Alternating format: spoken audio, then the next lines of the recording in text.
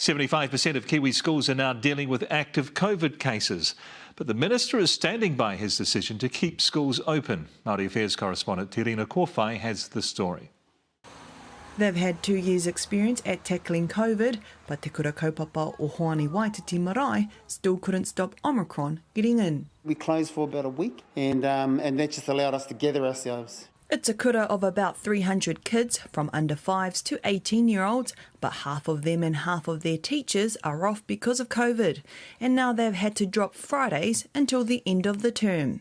Just making sure that everything's as transparent as can be and communicating that to the whānau and having the whānau be a part of the decision-making. The Education Ministry's latest figures reveal almost 52,000 COVID cases reported in schools in the past 10 days. There are cases in 75% of schools in Aotearoa.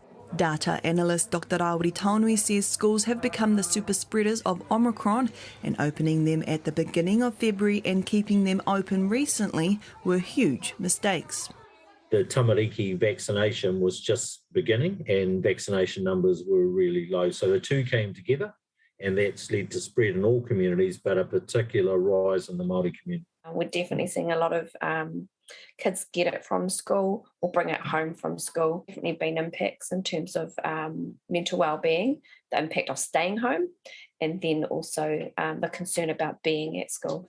Taunui fears, with more than 200,000 Māori children under 12 years old currently unvaccinated, they will dominate cases at the tail end of Omicron, just like with Delta.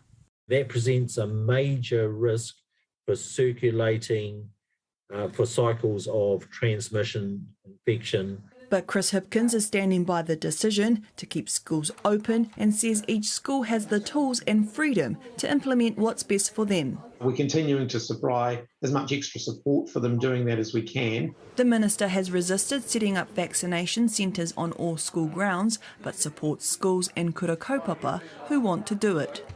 Some kura kaupapa have only just come on board with the idea. They're looking at new ways of keeping COVID out, as only 46% of them nationwide have positive cases, much less than mainstream schools. Terina Kōwhai, Newshub